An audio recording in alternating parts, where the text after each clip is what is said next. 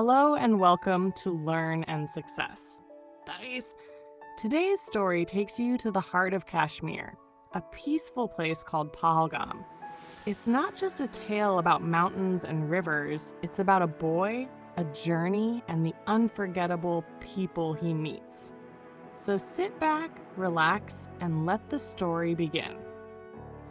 Here's a 1,000-word story centered around Pahalgam, a beautiful town in Jammu and Kashmir. Whispers of Pahalgam. The sky was a clear blue canvas as the morning sun filtered through the tall deodars of Pahalgam, painting the valley with golden light. A gentle breeze whispered through the pines, carrying the sweet scent of wildflowers and the distant murmur of the Litter River. Amidst the serenity of this Himalayan haven, 17-year-old Ayaan stepped out of the wooden guest house with wide eyes and a heart full of curiosity. It was Ayaan's first visit to Pahalgam, and everything about it seemed magical. He had read about it in his geography books, heard stories from travelers, but nothing prepared him for the real beauty that unfolded before him. The snow-draped peaks stood like silent guardians around the valley, while the green meadows stretched endlessly, dotted with grazing sheep and horses. He was here with his grandfather, Raymond Baba, a retired schoolteacher who often spoke of Kashmir as paradise on earth. After years of hearing tales of apple orchards, mountain trails, and the charm of Kashmiri culture, Ayaan had finally convinced his parents to let him join Baba on this trip during the summer break. "Let's start our day with a walk along the Litter," Baba suggested, adjusting his old woolen shawl. The river was the heart of Pahalgam, a ribbon of turquoise cutting through the valley, its waters swift and cold from the glaciers above. As they walked along its banks, they saw young children skipping stones, women washing clothes, and a few tourists capturing the moment in photographs.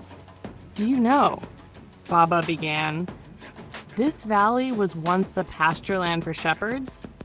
That's why it's called Pahalgam, the shepherd's village. These lands have seen centuries of peace and struggle, joy and sorrow." Ayaan listened, fascinated. He watched as a group of Bakarwal nomads passed by, their sheep bleating softly, dogs guarding the herd, and the women dressed in vibrant traditional clothes. One of the boys, perhaps his age, caught his eye and smiled. They wandered toward Aru Valley later in the day. It was a short drive, but the scenery felt otherworldly. Meadows covered in yellow daisies and purple lupines rolled endlessly. Ayaan couldn't stop himself from lying down in the grass, staring at the sky above. "Can you imagine writing a story here?" he asked. "You don't write a story here," Baba said, smiling. "You live one." They visited Betaab Valley too, named after the Bollywood film shot there. The name didn't matter much to Ayaan, though. He was already falling in love with the place for what it was. Raw, untouched, breathtaking.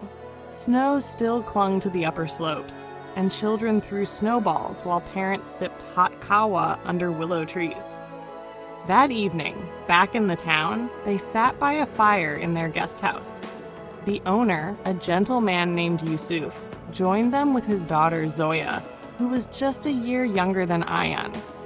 She brought in a tray of steaming Rogan Josh, rice, and the famous haq, all served with love. "Tourists come and go," she said softly, "but few stop to truly see us. They capture the views, not the people." Ayaan was silent for a moment. "Maybe I can be different," he said. "I want to write your story too." Zoya smiled shyly. "Then I'll show you the real Pahalgam." The next morning, they ventured beyond the tourist spots. Zoya led Ayaan to a small village up the hill, where old women spun wool and young boys learned wood carving. Ayaan watched with awe as a man carved intricate patterns into a walnut wood box, his fingers steady, his mind focused. He scribbled notes in his small journal, drawing quick sketches, writing down names, stories, traditions. They met a 90-year-old poet, Mir Sahab, who recited verses in Kashmiri that sounded like the river itself, flowing, soft, musical. Ayaan asked him what his poetry was about. About love, the old man replied.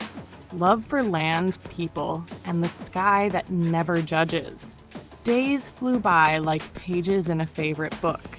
Each morning, Ayaan found something new to admire. The mist rising from pine forests, the prayer calls that echoed across the valley at dawn, or the silence of a star-filled night. On their last day, Baba took him to Baisaran, the mini Switzerland of Pahalgam. The trek was long, but the view was worth every step. An open meadow flanked by snow-capped peaks and thick pine woods. Horses grazed lazily and clouds hung low, as if resting on the treetops. Ayaan looked around and whispered, "I don't want to leave."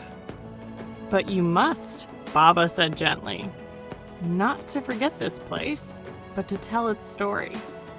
On the way back, Zoya gave him a small gift, a pressed flower from Aru inside a handmade paper card.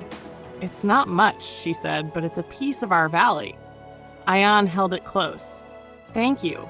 I'll write about this, about you, this place, everything." When the bus rolled down the hills the next morning, Pahalgam slowly faded behind them, the pines, the litter, the shepherds, the meadows. But in Ayaan's notebook, the valley lived on. Its stories, sounds, and scents were now part of him.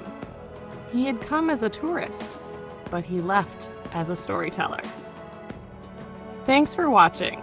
If you enjoyed this video, don't forget to like, share, and subscribe to Learn in Success for more inspiring stories and helpful content. Hit the bell icon so you never miss an update.